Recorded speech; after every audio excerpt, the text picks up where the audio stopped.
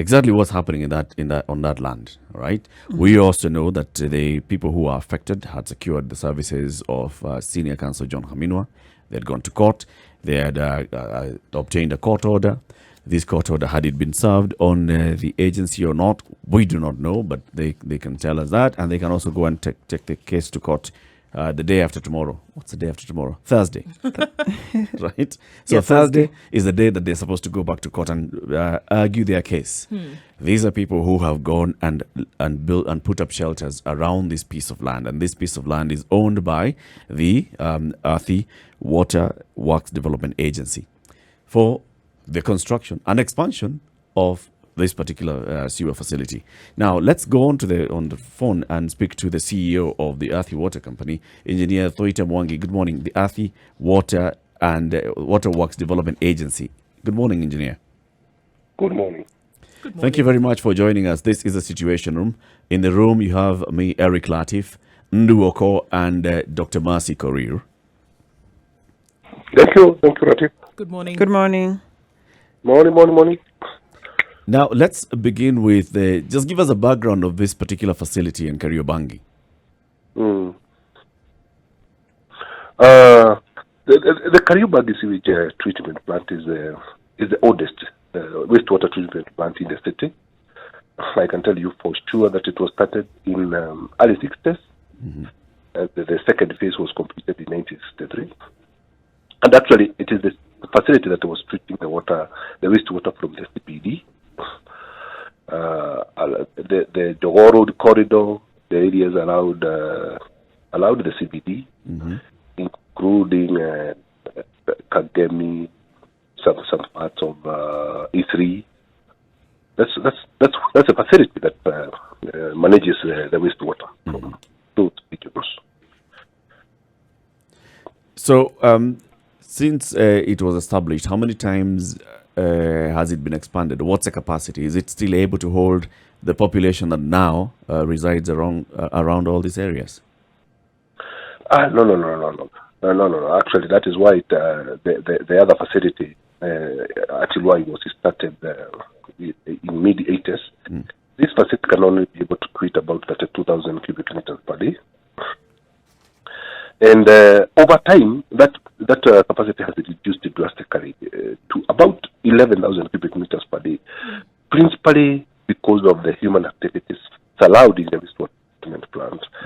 We have had some squatters on encroaching into the facility, and critically affecting the operation of that facility.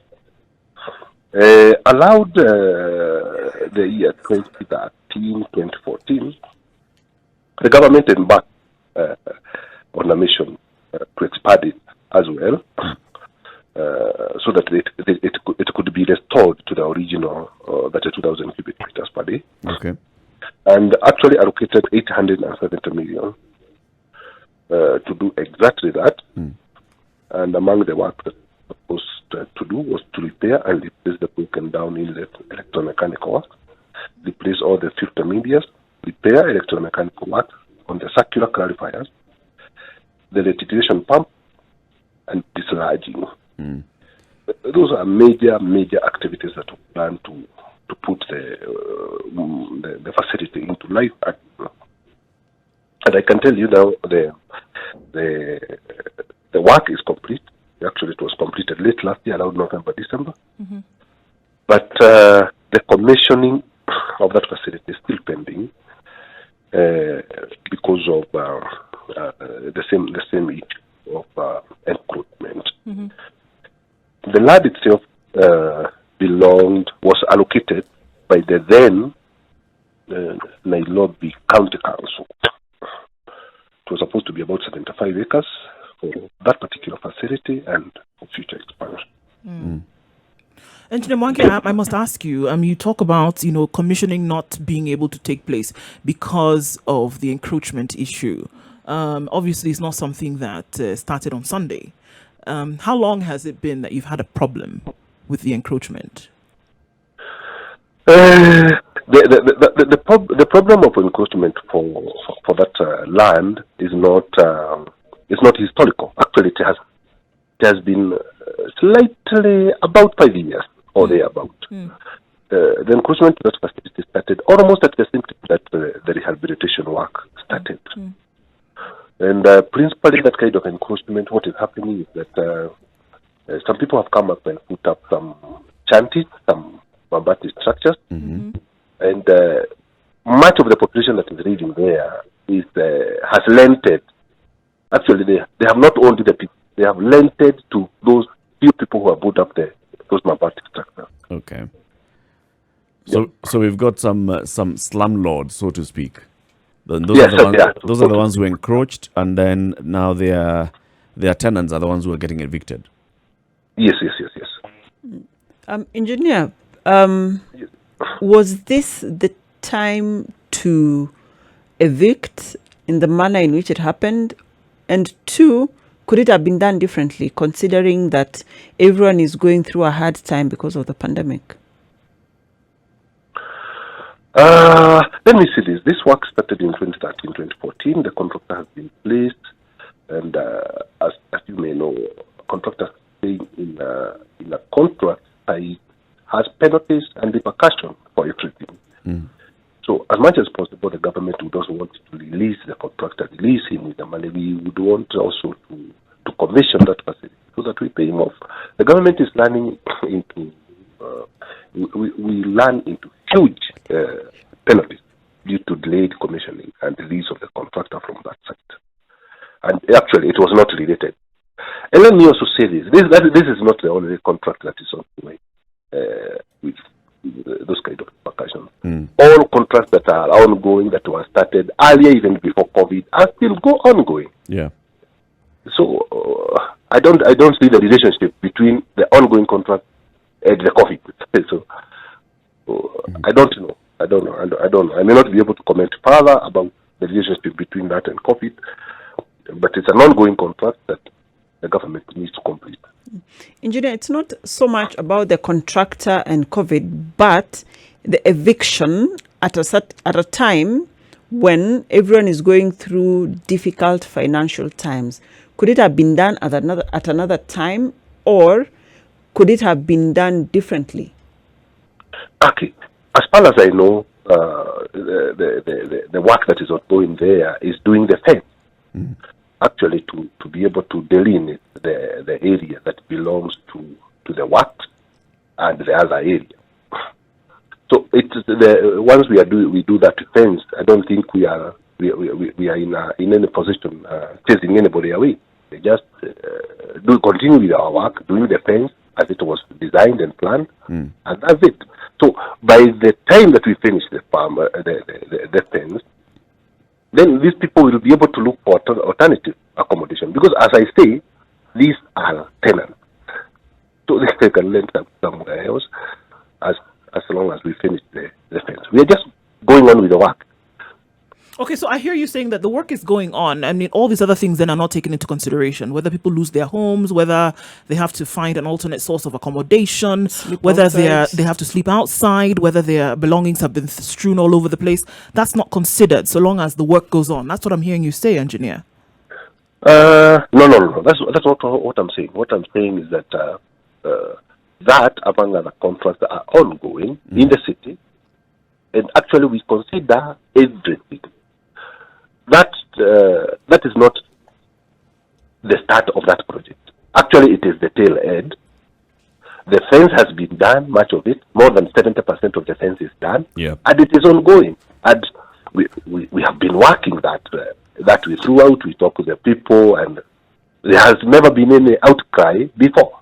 So did they know that, because you say that they've been living there along the same timelines as the project itself, right? Yes. So did they know that by the time you come to commissioning, then you needed them to leave? Were they aware of this? These people are aware of everything. We have had engagement with them, and I don't think I haven't seen the tenants themselves complaining. I've not had any outcry from them. They have their representation. But their houses were down, their property was all over the place. They did not have anywhere to go. they don't need to voice their complaints. You just need to see the See the pictures destruction. Maybe what we can do, engineer, is let me ask it this way. So you're saying that you've had engagement with the people who've encroached onto this land since they started encroaching onto the land. 5 years ago. Yes. And throughout the project, you've had engagement with them, and to the best of your understanding, they knew that they needed to vacate this particular premise. Yes. What was the feedback? What was their feedback to you? What were they saying? Were they asking for time? Were they saying that we don't understand what you're saying, or were they even saying we are not going to move? Now, I would want it to state this, and maybe for clarity, Yeah. that the people that you see there are the tenants. Yes.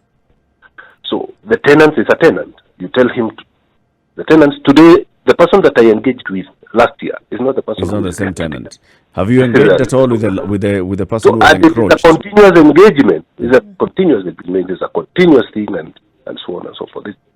But let me say this, because as I said, we have done 70% of that fence. We have never had complaint from the affected person. Have you been demolishing the homes as you did the 70%? Are there other structures Yes, that came down? Of course, the structures have been coming down. The ones that are along the fence, along where we are doing the structures, have been coming down. So why do you suppose that? Why do you suppose they raise an issue now with the remaining 30%? Yeah, that's a situation that I'm not able to explain now. I don't think maybe somebody is just taking advantage of the situation in the country. Maybe today is an alarm. Right. Otherwise, even the people around Kariobangi, around Huruma, who use that facility, are very happy about that facility being rehabilitated. Otherwise, the situation that you see polluting the river would not be addressed if the wastewater management aspect is not done. Engineer, if you were to evict the people there, or you were to move them out, what would you do? I don't know. I don't know what we evict. Actually, we are not evicting anybody. We have no mandate to evict anybody. My mandate is that just to rehabilitate that facility, fence it off. Okay, so who was responsible for this destruction that took place yesterday? I can tell you for sure, I have not myself or any of my agents evicted anybody. But I think I'm very interested in knowing then what we saw yesterday. It was a construction of a wall. It was the Right?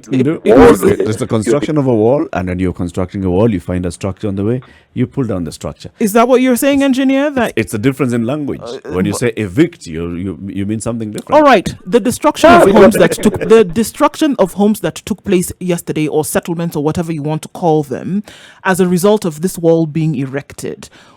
Who then gave the order for this to happen? Still in line with your work? Let me say this.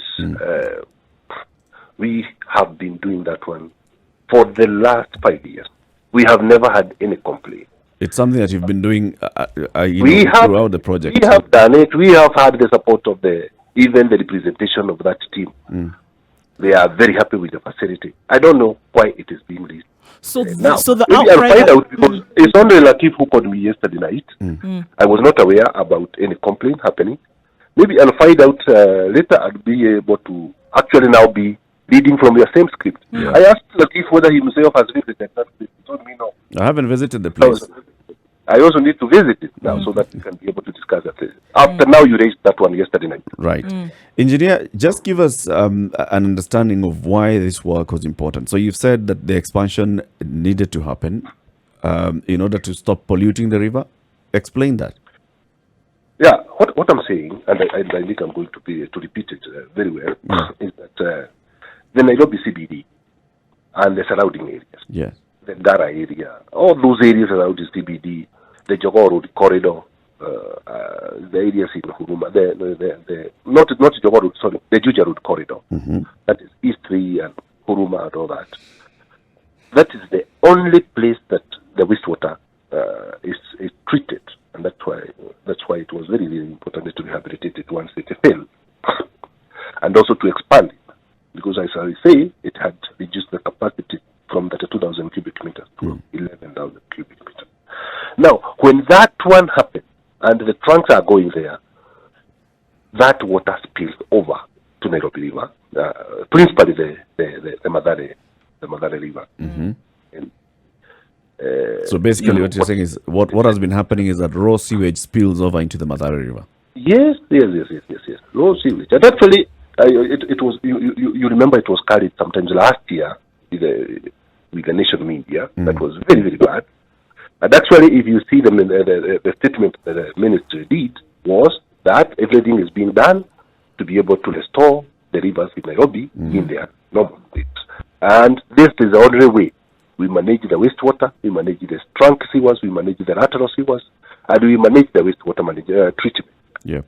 So that is one of the activities that is being done. Okay, engineer, can we imagine then for a moment that there is no outcry, there's no turmoil in the cases of these people who've lost their homes? Now let's look at the work that you talk about.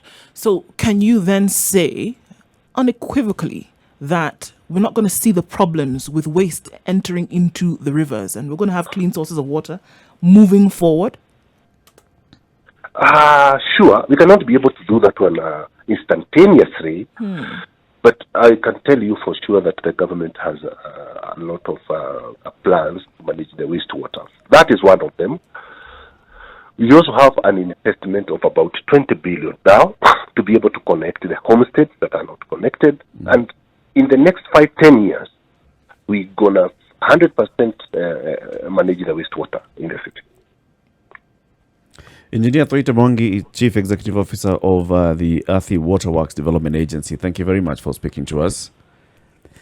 Thank you, Rafi. And we'll be Thank getting you. back in touch with you once you have, gotten in touch with the people on the ground to establish why we are having complaints now about eviction. If you're saying that we haven't had the complaints before, and also the fate of the people who had encroached there, as you call them, and the facility itself, the completion and the commissioning of this particular project.